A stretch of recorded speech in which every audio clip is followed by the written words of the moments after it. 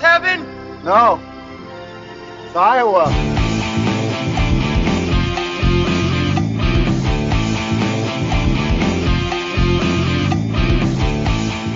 Kevin, I've had it. I'm going to throw this laptop into the river. It's done me wrong. Yeah, I just can't do it anymore. So even though it's a perfectly good laptop, this podcast that I listen to drive me crazy. Fuck you, podcast. You should quit. You should quit traumatizing people with your podcast. So I got this friend in St. Paul. He's a proctologist. And he hooked me with this anal swab of Kirk Cousins. It's right here in this little jar. Do you think either Eric or Kevin, either one of you be interested in something like that? Are there any butt hairs in it? A couple. I mean, I showed it to one guy and one asshole took one. Jerk. But it's a lot cooler than a fat head on your wall. Do you think you guys would want one? What do you think? I'll buy it. I'll buy it. There you go. That's a real fan. We're talking Slacker on the Pod of Dreams. It's like, in The Wizard of Oz, when Dorothy meets the Scarecrow and they do that little dance at that crossroads and they think about going all those directions and they end up going in that one direction. I mean, all those other directions, just because they thought about it, became separate realities. I mean, they just went on from there and lived the rest of their life. One time I had lunch with Tolstoy. Another time I was a roadie for Frank Zappa.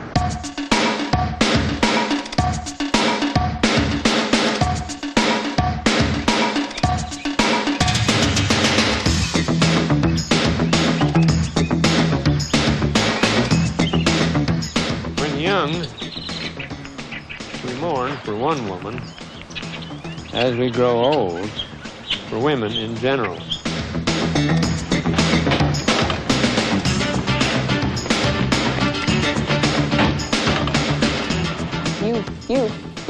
You should never traumatize a woman sexually. I should know. I'm a medical doctor.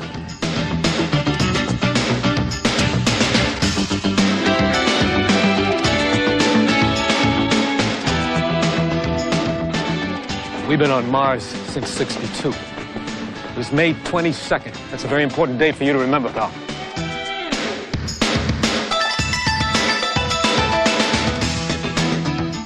Take Scooby-Doo, Scooby-Doo, looks at you, it's like they're Shaggy and they're Scooby-Doo, and they say, hey, why don't you beat the shit out of this bad guy, and, we'll give you a Scooby snack, and they'll go, oh, duh.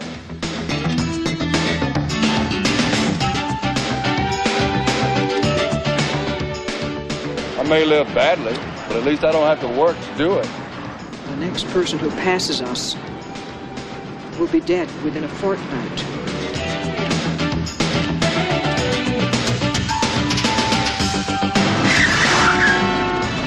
Hey, what will you help? Yourself? Oh, yeah. You know me. I've been keeping up with my JFK assassination theories, Oh, really? Yeah. A video image is much more powerful and useful than an actual event. It's a Madonna pap smear.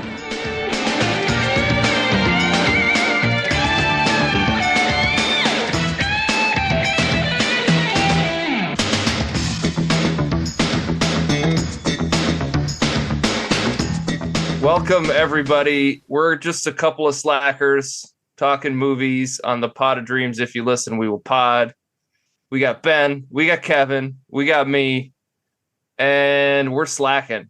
We're just a group of slackers, one after another, talking nonsense, not making any sense, which is nonsense.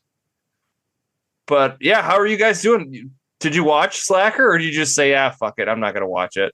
No, I watched it, man. Here's the question for you. When did you realize what this movie was going to be, Eric, and how upset were you? I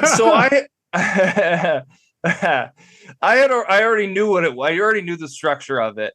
I didn't care for that.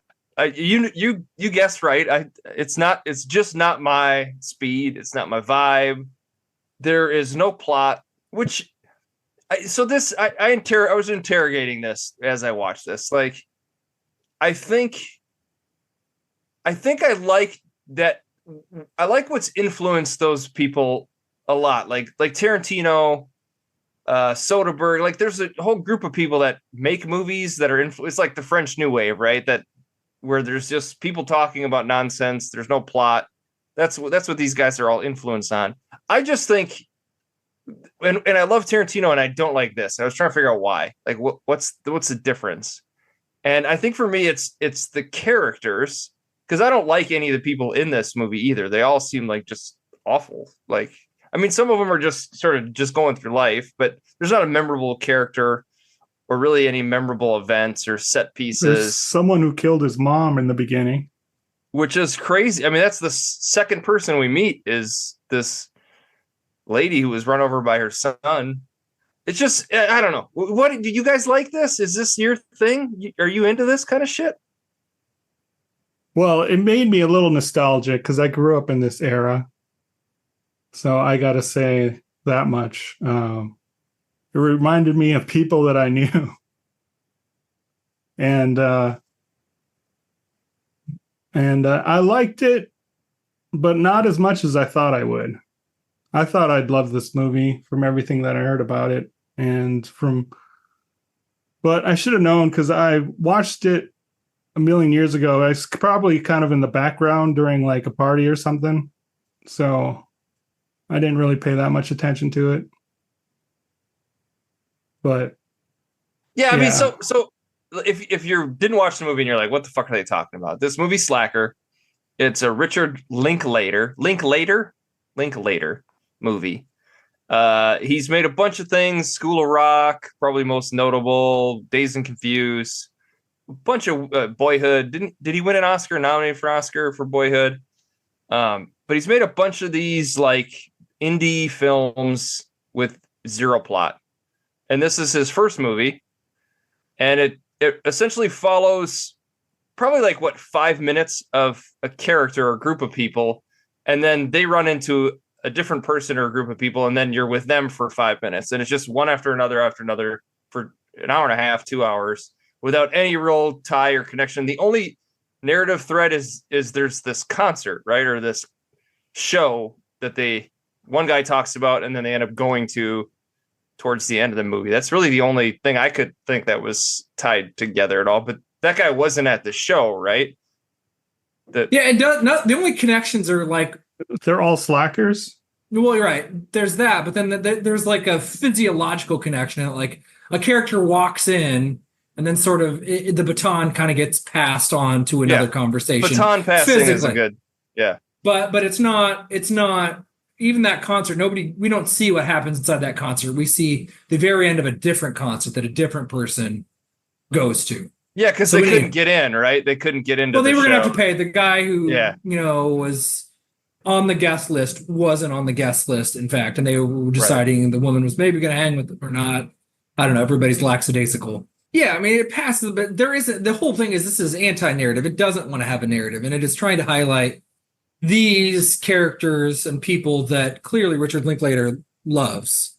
And even though I didn't go to college till the middle aughts, there's something about university towns that draws these people to it. Like there is something that like weirdos pulls them in and grows these high octane weirdos. But I should say, so it's Austin, Texas in the like late 70s, early 80s time period. No, this is like it's 89 or 90. Is it? Oh, okay. All right. It's then present. It's the then present. I know it feels really old and ancient, but I think that was Austin before it became really like a popular hipster spot. I think this is not as well known. So it's just the then present. I mean, I love the vibes of the movie. So you talk about being nostalgic, Kevin. I was 5 when this movie was filmed, 6 when it came out.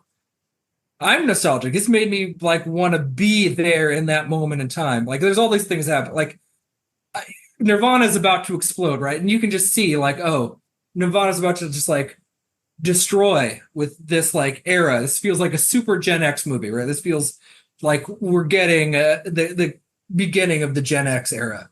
And you can just see all these like disaffected weirdos are going to just really love Nirvana. Like it's about to happen.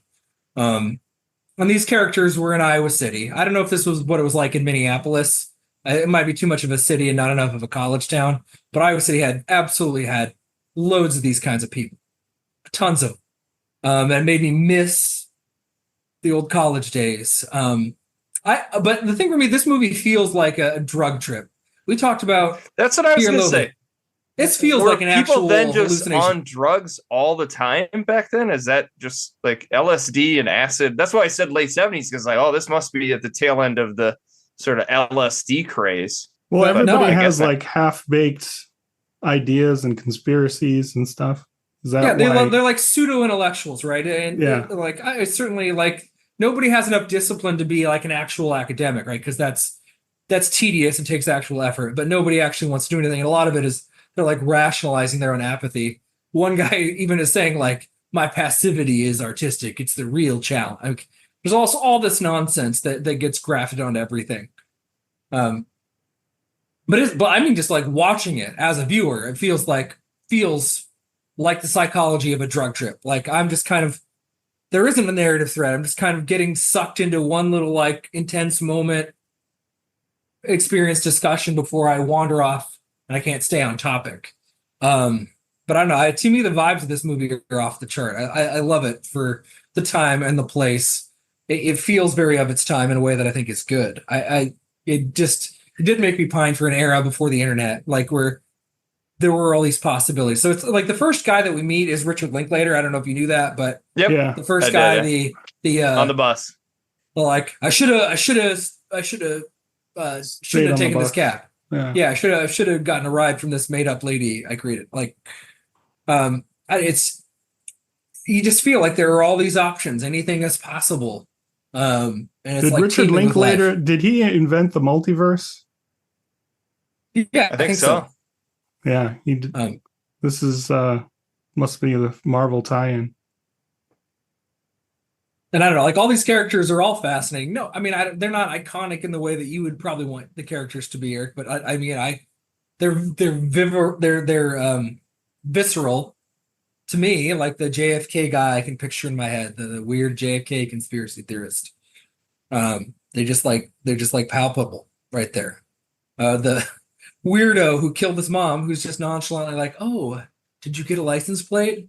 Oh, well, thank you for calling." After he'd just been found out has been told his mom is dead, even though he's the one that killed her. It's just surreal. And just, yeah, like the music, the scene, the backgrounds. So this works for me really well. I don't need a basic narrative hook necessarily the way that maybe you do, Eric. Yeah, I definitely do. I think if there was some sort of thread or some of the characters kind of tied in together, or there was just any sort of substance to it other than ramblings. I mean, this movie is just random people rambling about nothing, which, that's the 90s. Action. There's no action to it, so it has to be all dialogue based, right? But you're right. I mean, nobody's on their cell phones. It is an era where like the kids, like these kids are just kicking soda machines and then running, trying to sell them. Like, it's just such a weird thing for like children to do. And they don't do that kind of shit anymore, because it's just, there was like a freedom to it that it seems we've lost in our lives that was interesting, except it was more like a documentary than a film to me. I mean, I know there was scripted and these people were actors and whatnot, or I mean, semi. Some of them are like literally people he knew who basically met the architect. The old anarchist guy, that was a professor at the University of Texas. Like, he's not a professional actor. Just, you're going to play an old professor and you're an old professor. Like, okay. But I mean, what would you say this movie's about? It's like youth, just about the squandering of youth. And because I think the old guy at the end who's talking to the microphone sort of sums up sort of the general thesis of the movie. Just like what it's like to be young in Austin at that time period is really all it is. I don't know. I think it's not. I think I don't know that there's going to be a clean cut Aesop's Fable version of what's going on, but I think it's a celebration, acknowledgement of one, like, these are outcasts and they have a home in Austin and or universities writ large, and also celebration, acknowledgement, whatever, of these people who, like, a lot of these are college graduates who are just listless and flopping around doing nothing. And there's just this like angst where you're like, hey, I'm actually done with college, but I'm not sure what the next step is going to be. I don't know that I want to take the next step. And there's just this weird latent adolescent thing that happens, that was then, I think, probably more of a relatively new phenomenon. Because yeah, I mean, these people are working. Their parents were the 50s, get a job, work the same company, and work hard, and the boomer generation and all that. Like, so they were kind of rebelling against that. But the one thing is, like, our generation, for the most part, didn't have that luxury because college cost so much. It's like these people did not have debt when they, these listless slackers did not have the debt coming out of college where they can just sort of bum around and not have to worry about paying their bills. Just, I mean, that's just not the way life was, at least for me, when I finished college. But yeah, that's a good point.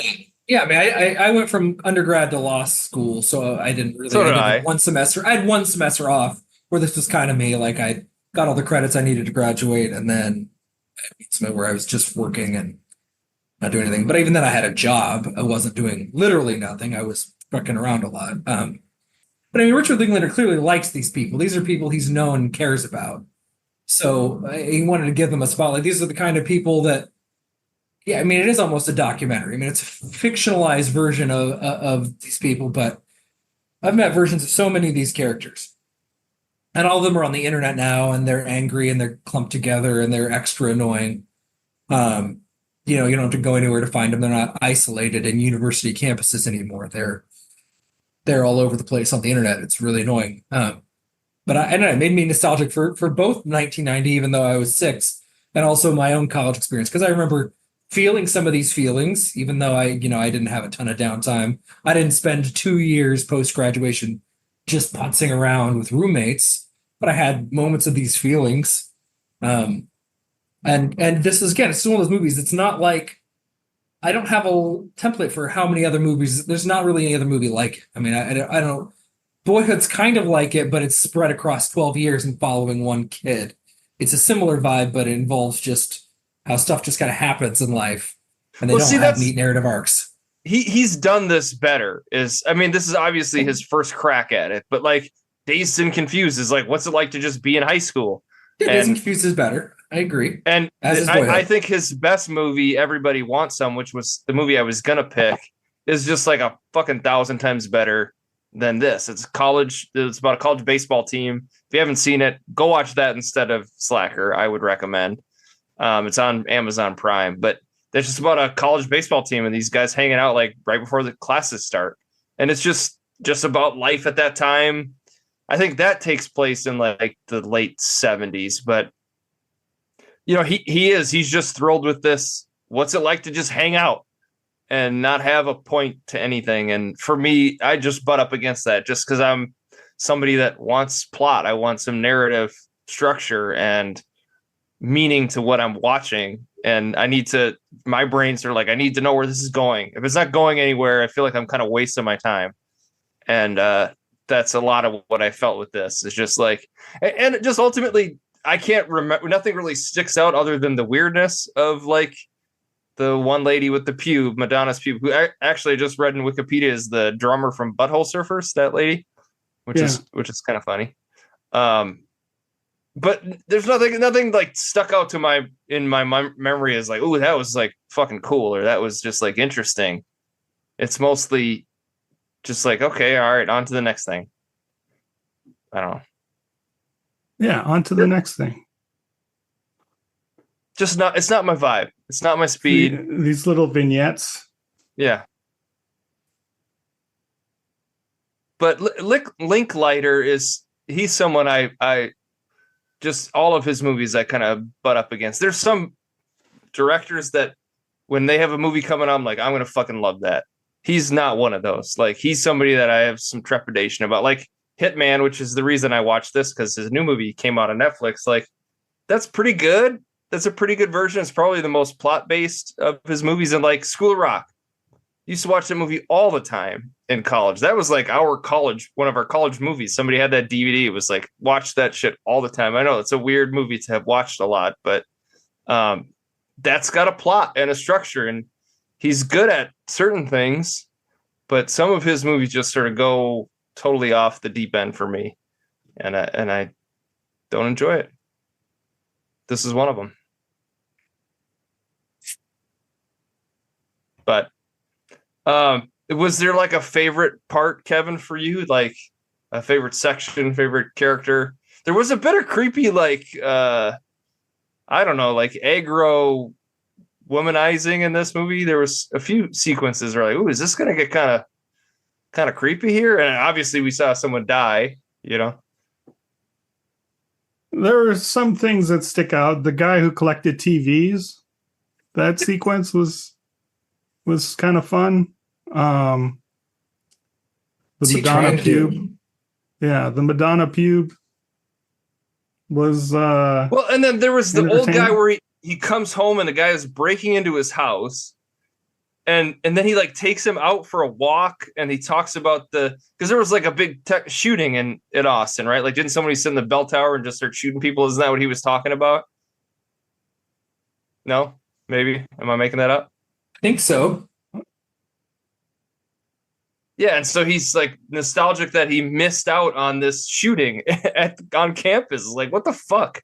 What is this? And then he just goes back home, and the guy kind of flirts with his daughter. It's just like, what is happening here? I was very, very off-put by that.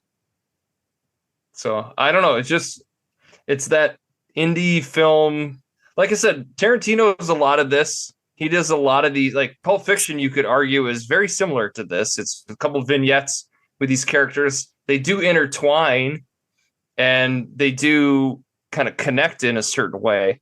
But this movie is missing that. I don't know. I don't know why I love Pulp Fiction. It's like one of my favorite movies ever, maybe my favorite movie ever. And this I didn't care for. I really can't figure that out because they definitely have the same influences. They're definitely sort of children of the same filmmakers. Is it Truffaut?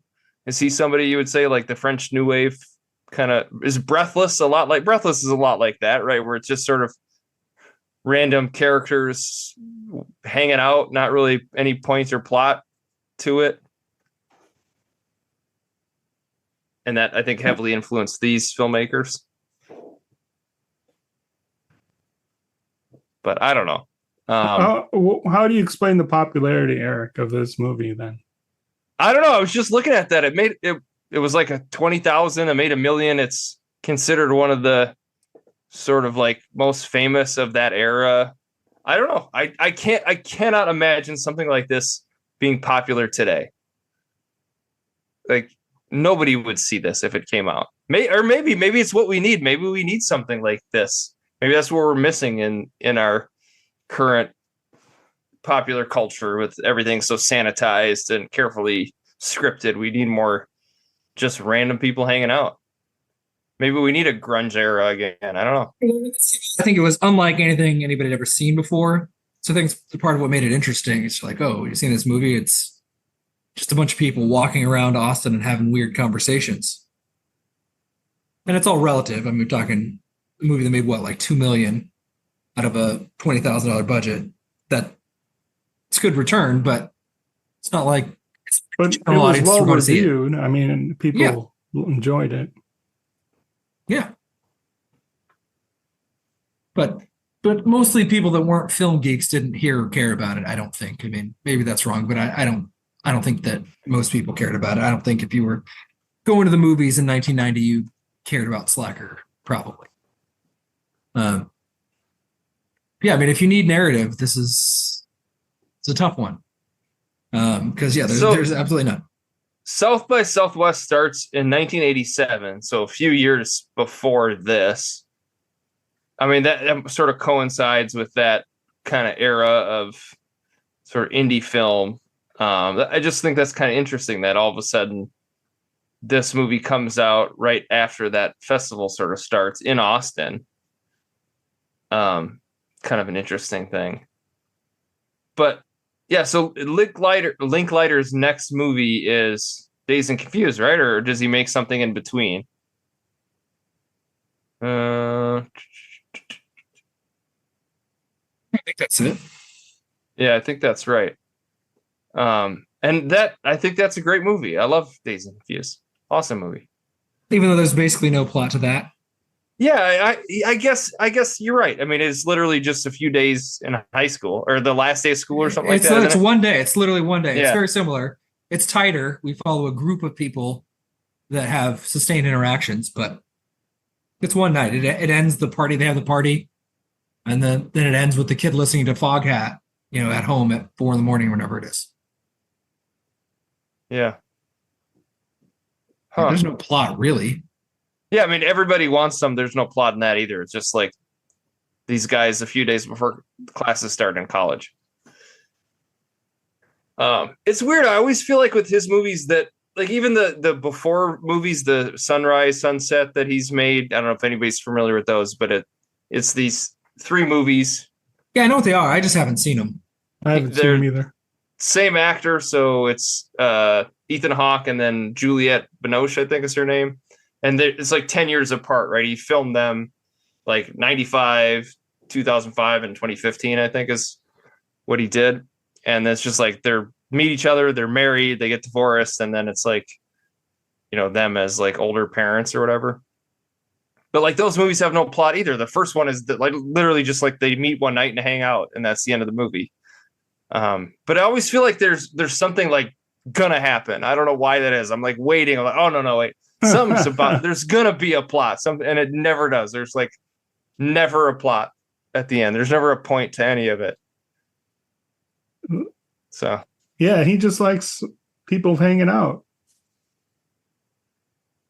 Kind of a voyeurism.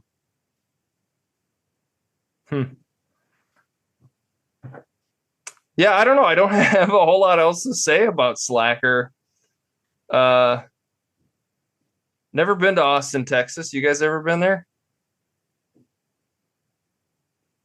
No? Never driven through Texas. I've been to Texas, but not Austin. So it looks like a cool place. It does look like kind of a cool place. Kind of a fun town.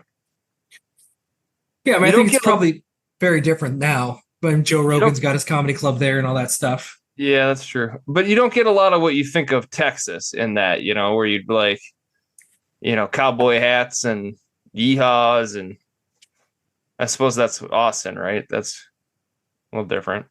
Well, yeah, I think there's always been this expression, keep Austin weird.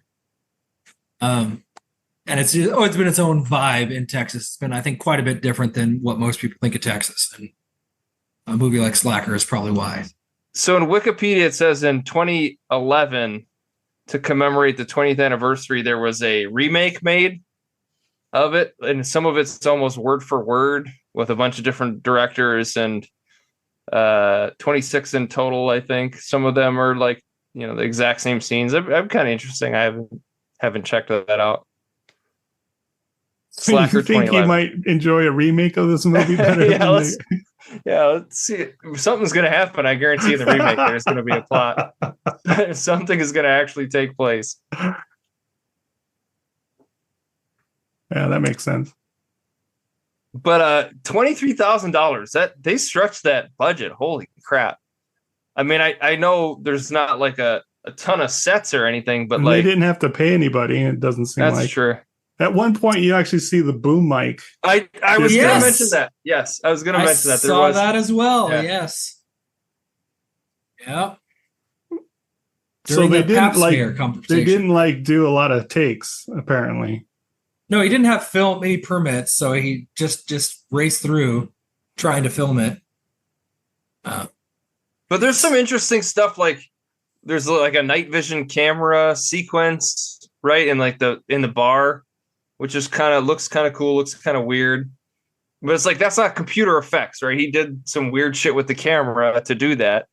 And then there's the other sequence where where the movie ends, where they have like a camcorder and then they throw it off the cliff and you can see it like spin. I thought that was there's some cool like camera tricks in the movie, I thought. And how the camera kind of moves from one person to the next. There's not any sort of clean cuts. I know it wasn't like a single take thing, but you could tell it's like, oh, this guy, he knows what he's doing. Like you could see where like, oh, what's his next movie going to be? I bet his next movie is going to be fucking awesome. That's sort of like, or like Memento kind of like, okay, this is like a really good first film, or following, I guess, is more of Nolan's first film.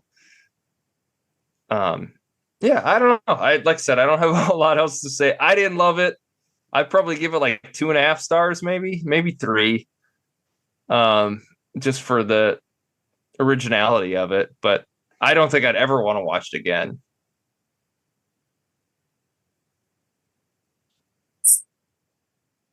Bet it is, but this is a movie when I was writing reviews, I wrote a review of Slacker, and I think I feel pretty much exactly the same about it now as I did then. I appreciate this movie. A lot of what I like about it isn't overtly about the movie itself. It's mostly the vibes. But I mean, it's like we just evoke the same feeling. I am gonna obnoxiously quote myself because this is exactly how I would put it. I, for one, am glad there are oddballs like those in Slacker out there in the universe championing whatever causes strike them. If you spend any substantial time in a liberal college town, you can't help but run into them. Some are students, but even more seem to have wandered in from the socio-political wilderness of surrounding communities to wrap themselves in the warm intellectual cocoon of the university, or they seem to have grown from the fertile landscape of the city itself, feeding off of radical ideas like eccentric wildflowers. They aren't just in the city, they are the city. That's exactly how I feel about all of these weirdos. I agree with them on nothing, and they're all self-serving, but it still made me nostalgic. I enjoy the vibes. Hopefully I can watch it in another 10 years and enjoy it again. Isn't that like a direct quote from The Big Lebowski? Like, doesn't he say that at the end? Like, I'm glad there's somebody like the dude out there taking her easy for the rest of us. Right? Isn't that how the movie Well, that ends? first sentence, I guess. Sure. Yeah. Well, these people are kind of Lebowski-esque, right? Aren't they? Wouldn't you say they're cut from the same cloth? Sure. Ex-roadies for Metallica, just hanging around. But see, that's what I'm saying, is like if somebody all of a sudden in this movie got their rug pissed on and, get involved in a kidnapping plot, like, fucking awesome movie, right? Like, that would be great. But none of that ever happens in this. Wow. So you were just waiting the whole time. Just had your hopes up. See, you gotta kill that feeling in order to enjoy this movie. I enjoyed it. I also give it 3 stars. The acting was terrible, but the vibes were high, and I thought the dialogue was catchy. I mean, you'll remember some of these scenes for a while, I think. Yeah, 3 stars, solid movie. Okay. Anybody have any more to say about Slacker? Are you guys slackers? Do you consider yourself to be a slacker? No. Yeah, I'm not. No, I'm a cog in the machine. If you're a slacker, you're various points. I like the idea of considering yourself an intellectual, but actually not doing any of the work. Right? Like writing papers, that's a drag, man. But just sitting in bed. But the guy I probably most identified with is one whose girlfriend's like, let's go to the lake. He's like, oh, you gotta like prepare for that, man. Oh yeah, the premeditated fun. I fucking love that line. I actually wrote that down. I was like, that's cool as shit. The idea is like you gotta get a beach towel. Like that's premeditated fun. Like who wants that? You gotta that? have suntan lotion. Yeah, you gotta just go. You gotta go buy a frisbee. Like, no, let's just lay here and fuck. That's all he wanted to do. Yeah. Smoking cigarettes. I don't like cigarettes at all, but everybody's like wolfing down cigarettes in this goddamn movie. I could, that made me nostalgic. That made me nostalgic for smoking. Yeah. But what's funny is like drugs are so more readily accessible now, right? Like you can get weed anywhere now, but it seems like people don't seem to be walking around high. Like, I guess maybe where I am in the suburbs, I don't see that. But like, maybe if you go to a college campus, like, yes, everybody's stoned talking about weird shit all the time. But I bet if you go to the right spot in Dinky Town, there's some. But like when I was in college in the kids, early 2000s, it wasn't like Slacker. Like it really wasn't at all. My experience in college was not like that at all. Oh, but Iowa City had loads of these dudettes. They're out there, but they weren't the majority. You didn't just like walk down the street and run into like 1,000. These people aren't the majority either. I mean, Linklater wanted to make a movie about these people, but these aren't It's the only people you ever see. You don't ever see any. I know. He wanted to make a movie about these people, but I don't think his claim is these are the majority of people in real life. He's championing people and weirdos and characters from his life that he wanted to celebrate. Yeah, I get it. You weren't going to parties with a bunch of these people. You weren't sitting around at a commune with a bunch of weirdos who have a band, sort of. I mean, loads of these types that have a band, but they just don't do anything. They act like they don't give a fuck, but they do, but then they don't know how to, like, express normal emotion, so it's all just buried. Yeah, these people were very much thriving in Iowa City in the 2000s. I miss them.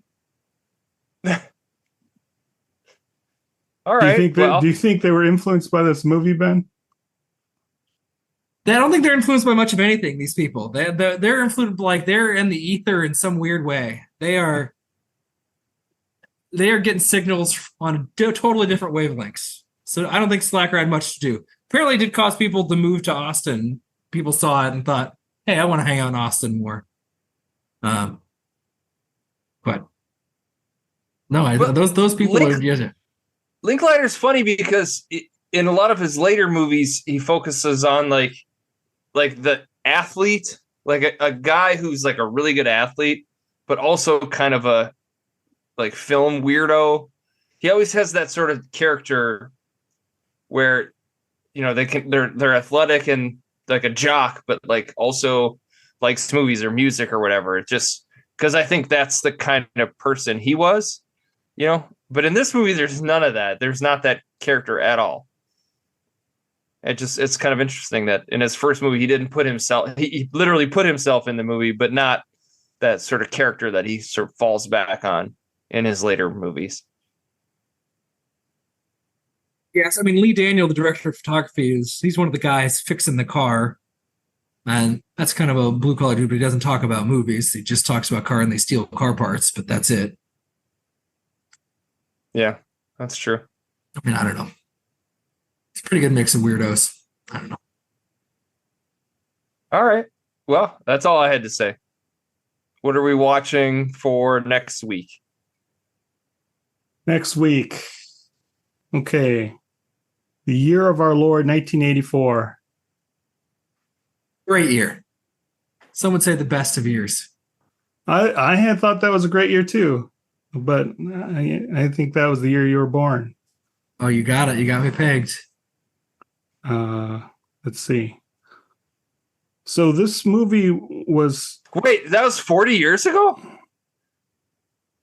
You're turning 40? Oh, I know. Whoa. Yeah. When are you turning 40, Eric? When is that happening? 3 years from now. Oh, okay. Enjoy your late 30s, man. Best years of my life. Yep. It only gets better. Those are my slacker years. Sorry. 1984. It's a movie from 1984. Yep. It won at Cannes. It won the Camera d'Or for Best Debut Film from a director. So the Palme d'Or is like the best movie, and the Cam d'Or is the Camera debut d'Or. movie? Yeah. Best debut movie. It's not the first Terminator, is it? I don't think that was screened at Cannes. I don't know. No. It'd be great if it was. Yeah. Let's see. It has a 4-star review from Roger Ebert and 96% on Rotten Tomatoes. Whoa. Okay, here's a weird clue. The stars a musician, in real life musician, who was born in Minneapolis, and he wrote the Conan O'Brien theme song. Oh. Is it someone from the Replacements? No. Oh. I mean, that wouldn't be the movie. Is it Purple Rain? Nope. Oh. Good guess, though. All right, so let's see what other... Wait, did it star the musician you said? Yeah, it starred a real-life musician, but he From doesn't play a Minneapolis. musician. He was born in Minneapolis. Right, he grew up right. in somewhere else. The star's name is John Lurie. Can you give the band or artist that was he just like that was his name? John Lurie, his band that he was with, probably most famously, was the Lounge Lizards. Huh. Man. Ben? Nothing? Final Tap? I don't know. It was... Here's one that might give it away. It was directed by Jim Jarmusch. I have not seen a lot of Jim Jarmusch movies. Mystery Train is 89. Jeez. Is it the Last Night of Disco or something like that? Nope. Last Days of Disco? No. I don't know. I'm stumped. Ben, you're bringing me down. I mean, I don't think I know the early German. I mean, there's the Western with Johnny Depp, but I don't think that was 84. I saw the one with the zombie one that he made recently with Adam Driver. That might be the only Jarmusch movie I've seen. Let's see. Jarmusch's first movie, actually, his college film was so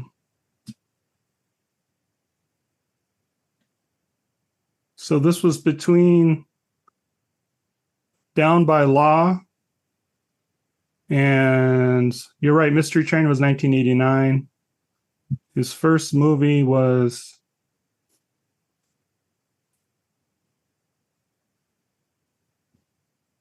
Permanent Vacation. That was in 1980. Huh. I think I've got to probably wave the white flag. I don't think you're going to be able to say anything else that's going to help me never get it. Yeah, I would never get it. This is a movie that I've been wanting to watch for a long, long time and never have. So, Stranger Than Paradise. Okay. I would never gotten it. Is it streaming anywhere?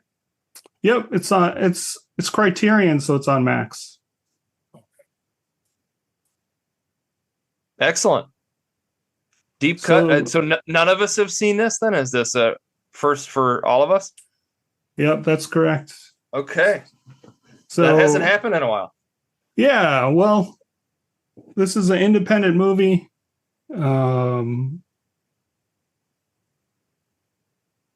The movie we watched today kind of got me in the spirit of independent movies. So this was probably the biggest one that I haven't seen. And cool. This is our indie film era. Yeah, that's right.